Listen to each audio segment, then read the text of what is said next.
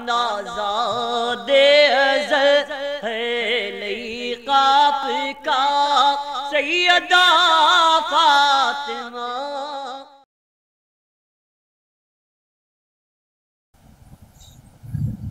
अस्सलामु अलैकुम वरहमतुल्लाहि वबरकातुहू। नहमदुहु व नुसल्ली व नुसल्लिमु अला रसूलिहिल करीम व अला आलिहि तय्यिबीन अत्ताहिरीन व अस्हाबिहिल अकरमीन अजमईन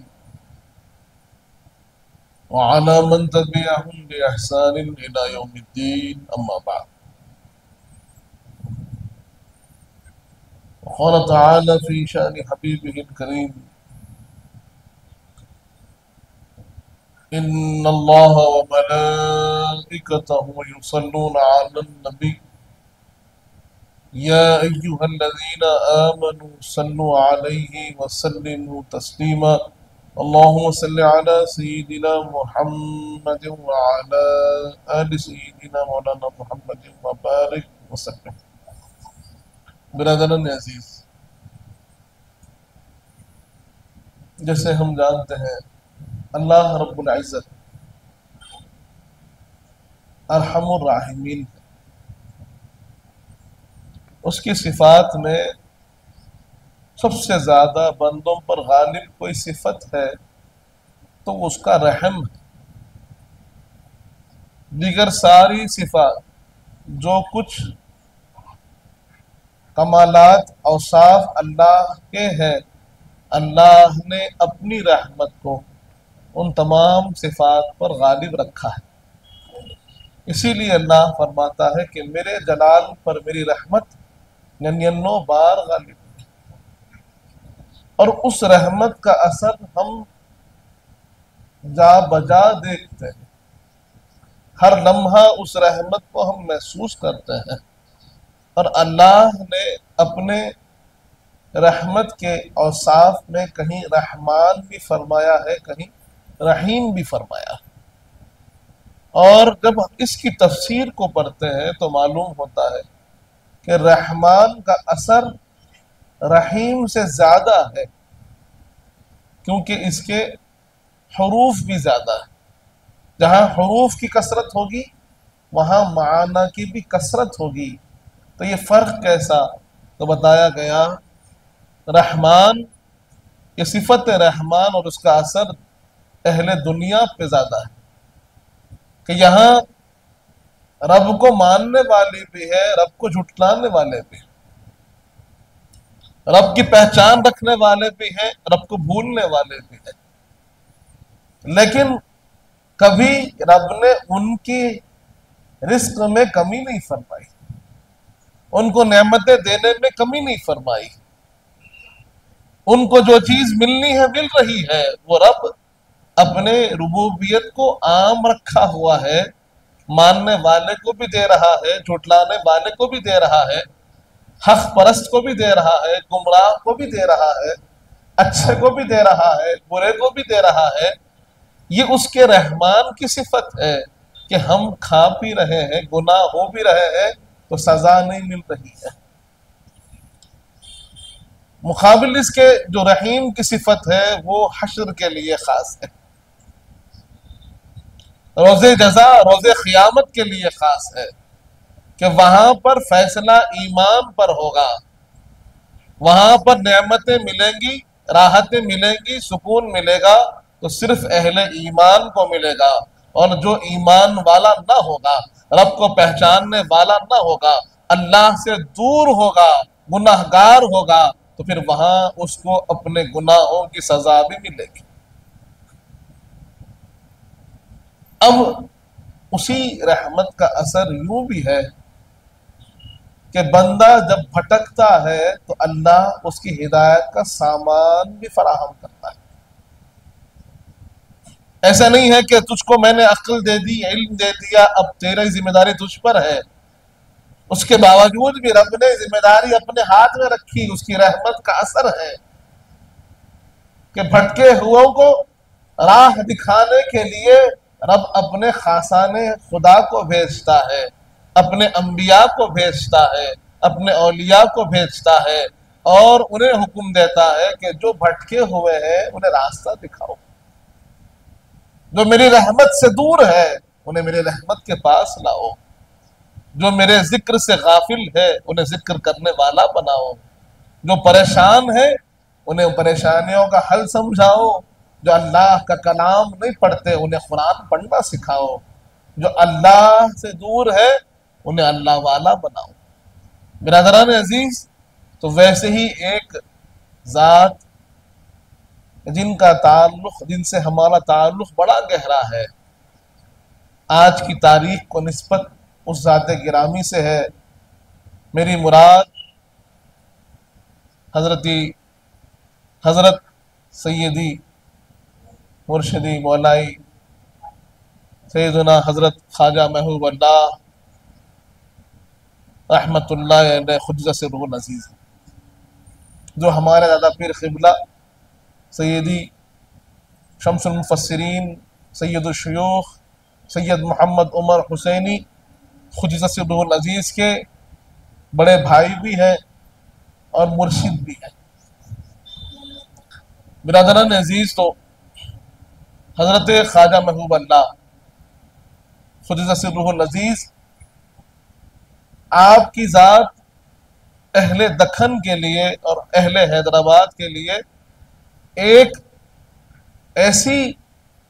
ऐसा मरकज और ऐसी मिसाल है कि हम ये बता सकते हैं कि आपसे पहले और आपके बाद शहर हैदराबाद का आलम कैसे बदला। बिरादरान अजीज,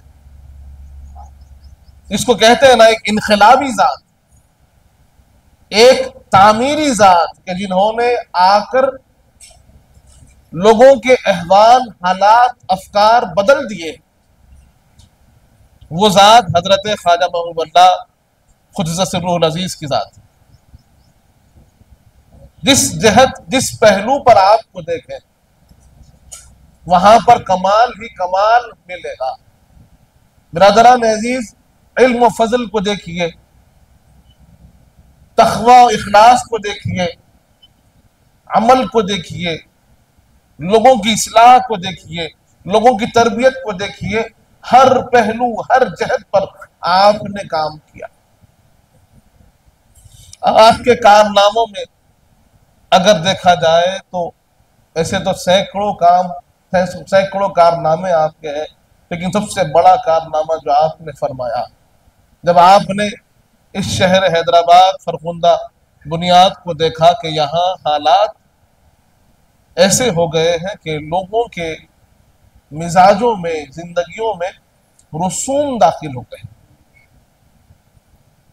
क्योंकि गैरों का इख्तिलात था, अपने पराये सब मिलते थे, तमाम मज़ाहिब के लोग यहाँ जमा थे, क्योंकि ये एक मरकज था हैदराबाद, क्योंकि ये शहर रियासत था, कैपिटल था, हर एक मजहब का आदमी यहाँ पर मौजूद था।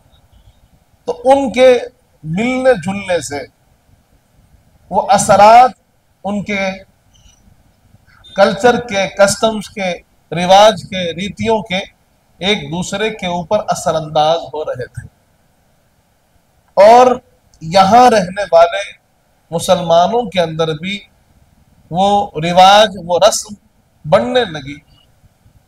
बढ़ते बढ़ते इतना ज्यादा पैवस्त हो गई थी कि लोग उसे अपने दीन का हिस्सा समझ रहे थे,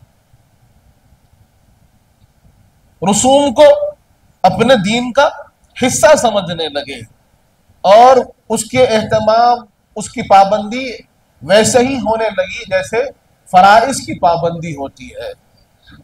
और ये बात हमको जाननी होगी, कर हिफ्ज़ मरातिब न कुनी जिंदगी, मरातिब का फर्क रखना जरूरी है, फर्ज को फर्ज जानना जरूरी है, वाजिब को वाजिब जानना जरूरी है, सुन्नत को सुन्नत जानना जरूरी है, और जो मुस्तहब है मुस्तहब जानना जरूरी है, और जो मुबाह है मुबाह जानना जरूरी है। हम मुबाह को फर्ज नहीं बना सकते और फर्ज को मुबाह नहीं बना सकते, लेकिन यह बात अमलन नजर आ रही थी।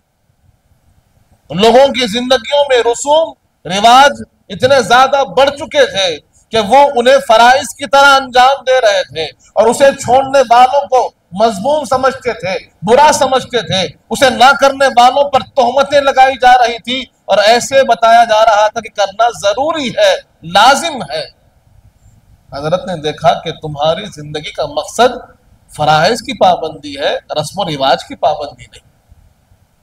तो हजरत की कमालात और कारनामों में एक बुनियादी कारनामा जिसका असर आज भी नजर आता है वो इन रस्मों और रिवाजों को दूर करना।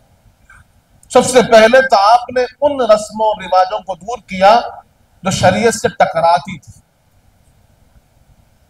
जो शरीयत के मुखालिफ थी।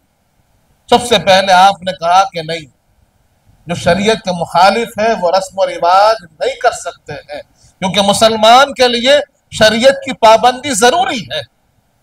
हर हाल उसे शरीयत का पाबंद होना है, चाहे वो किसी हाल हो, चाहे उसकी शादी हो, उसका ब्याह हो, उसके बच्चे की पैदाइश हो, या फिर उसके बच्चे के लिए कोई और एहतमाम हो। किसी भी फंक्शन में, किसी भी आपके मिलने जुलने में अगर शरीयत की पाबंदी छूट रही है, शरीयत के अहकाम टूट रहे हैं, कहीं ना कहीं बेहयाई का ख्याल पैदा हो रहा है, कहीं ना कहीं मर्द औरत के मिलने का ख्याल हो रहा है, तो फौरन उन रसूम को रोकना होगा, चाहे उनकी जड़ें कितनी ही पैवस्त क्यों ना हो जाए।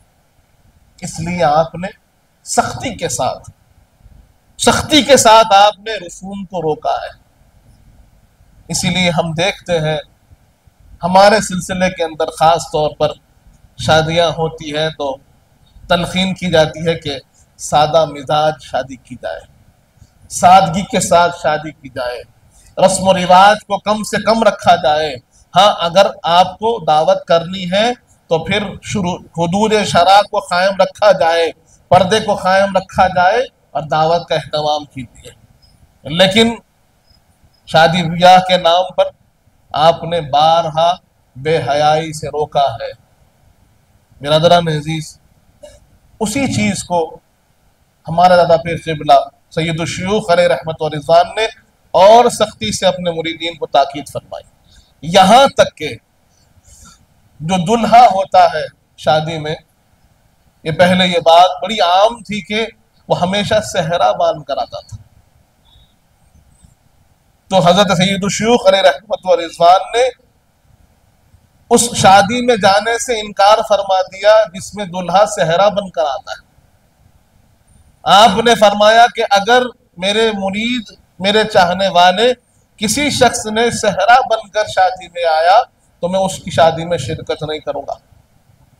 क्यों?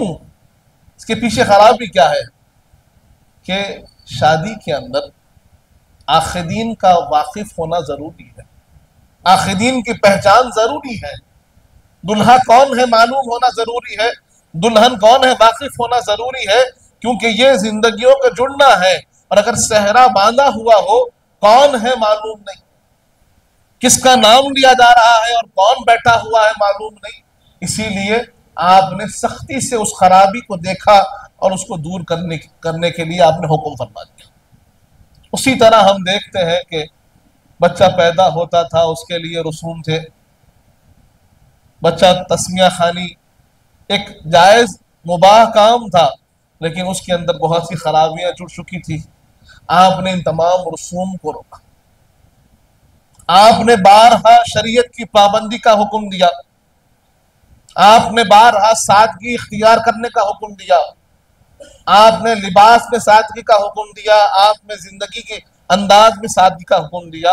और आपकी हयात बाबरकत को देखते हैं, हजरत ख्वाजा महबूबुल्लाह रहमतुल्लाह अलैह खुद्दस सिर्रुल अज़ीज़ की हयात बाबरकत को देखते हैं तो मालूम होगा कि आपका लिबास भी सादा होता था, आपका अंदाज भी सादा होता था, और आपके अंदर कभी अपनी खुद पसंदी ना थी, कभी अपने आप को जाहिर नहीं फरमाया। अल्लाह ने आपको बुलंद से बुलंद मकाम पर रखा था, ऐसे ऊंचे मकामात अल्लाह ने अता फरमाए थे कि जिससे एक भी किसी को मिल जाए तो उसकी जिंदगी संवर जाए। लेकिन आपका मामला ये था कि आप हमेशा अपने आप को लोगों के दरमियान रखते थे, सादा अंदाज में रखते थे, यहां तक कि महफिल में आ जाते आपकी सवाने हयात में लिखा हुआ है, किसी महफिल में चले जाते तो ये नहीं कहते कि चलो महफिल है, एक बहुत बड़े अल्लाह के वली आ रहे हैं तो लोगों को हटाया जाए और मैं आकर लोगों के दरमियान मनसब व मरकज पे बैठूं, बल्कि जहां जगह मिलती वहीं बैठ जाता। कभी आप ऐसे नहीं करते कि हट जाओ, आए लोग आए आप हटा, आप बिल्कुल पसंद नहीं फरमाते और जहां जगह मिलती वहां बैठ जाते। लेकिन अल्लाह का ऐसा करम था, अल्लाह ने आपको ऐसी इज्जतों से नवाजा था कि जो साहिब सज्जादा होते, जो साहिब महफिल होते, उनके क़ल्ब में एक कैफियत महसूस होती और वो पूछने लगते, देखो कहीं ख्वाजा मियां तो बैठे हुए नहीं। उनके आने का एहसास मुझे हो रहा है कि वो कहीं हमारे महफिल में बैठे हुए तो नहीं है। लोग ढूंढते तो मिल जाते, कहीं आप तशरीफ फरमा है। सब कुछ होने के बाद ये सादगी, सब कुछ होने के बाद ये अंदाज़े जिंदगी, सब कुछ होने के बाद ये आजिज़ी इनकिसारी, हर एक मकाम पर फायज होने के बाद अपने आप को छुपाकर अपने आप को अल्लाह का बंदा बताना, ये आपका शेवा रहा। आपने हमेशा लोगों को अच्छाई का हुक्म दिया है, हमदर्दी का हुक्म दिया है, लोगों के साथ हुस्न अखलाक का, अच्छे सुलूक का हुक्म दिया है। बिरादरान अजीज, अब हमारा सवाल हमें अपने आप से करना है कि इनके तालीमात जो हमने हासिल किए हैं, जो अच्छाई, सच्चाई, आजिज़ी, इनके सारी हुस्न अखलाक का हमें तालीम मिली है, जिनके तालीमात पर हम चलने के दावेदार हैं, अब हमारा सवाल हमसे ये होना चाहिए कि हमारे अंदर क्या है, अच्छाई सच्चाई है या फिर लोगों के लिए खराबी और जुल्म है। हमारे मिजाजों में क्या है, आजिज़ी इनकिसारी है या खुद पसंदी और रियाकारी है। हमारे मिजाजों में क्या है, लोगों के लिए हमदर्दी है, लोगों के लिए हुस्न अखलाक है या फिर हमारे जबानों में तेजी है, लोगों के दिलों को हम तोड़ रहे हैं। हम किसके चाहने वाले हैं और किसके रास्ते पे चल रहे हैं।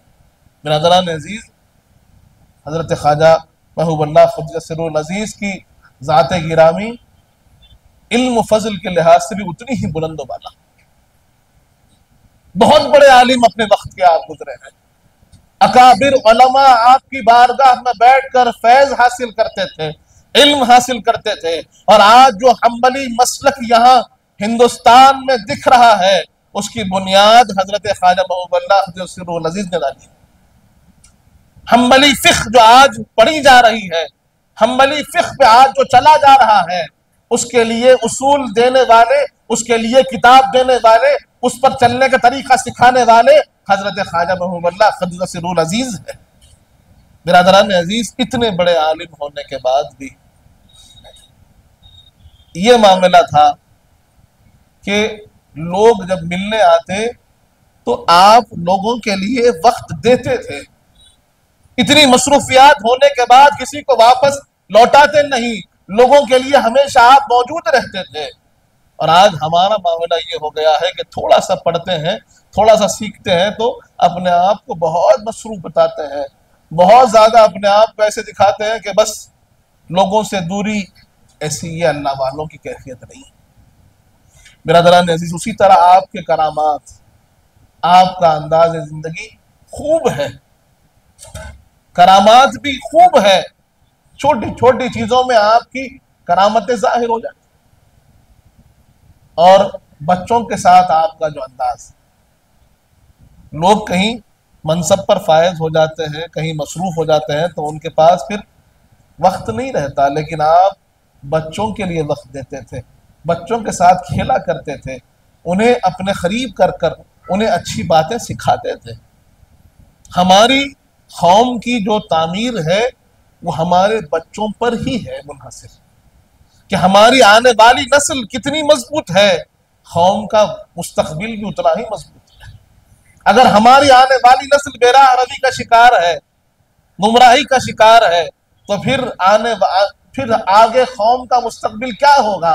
कैसे फिर कौम अच्छाई की तरफ चलेगा? कैसे मिल्लत में तरक्की होगी, अच्छाई और सच्चाई होगी?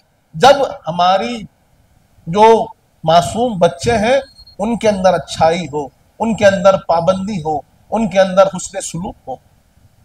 एक वाकया आपकी करामत का यूं मिलता है कि हजरत ख्वाजा महबूबुल्लाह सरकार रहमतुल्लाह अलैह के दो साहबजादे आपकी बारगाह में हाजिर है, तो कभी आप जब आपकी तनख्वाह मिलती थी तो उसके सिक्के जमा देते थे।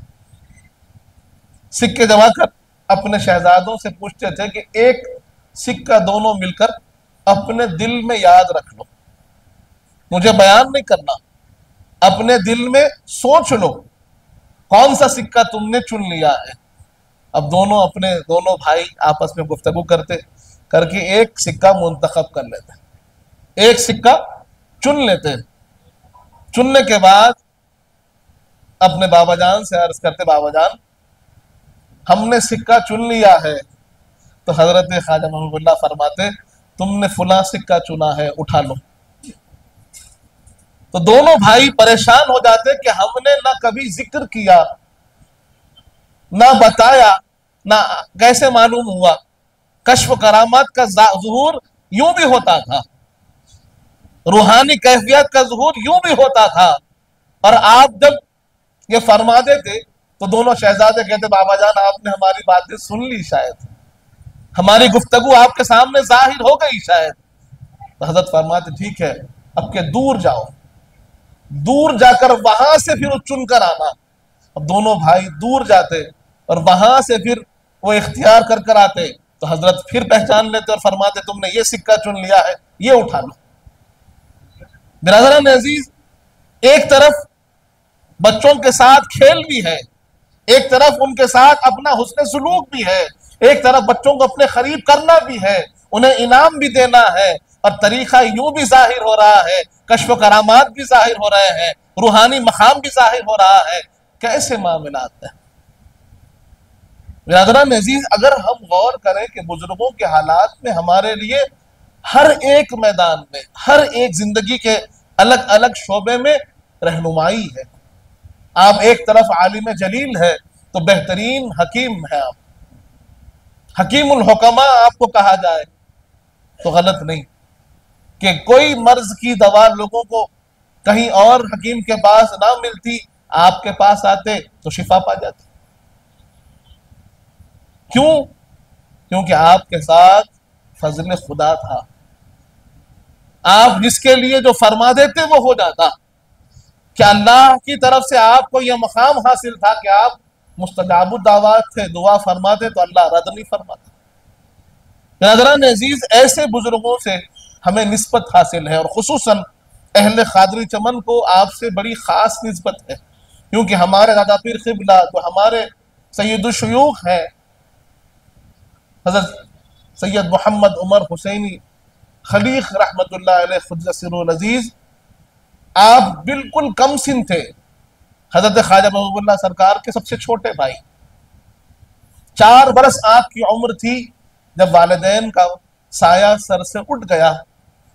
तो 4 बरस की उम्र से लेकर तरबियत पाई है तो अपने बड़े भाई से पाई है।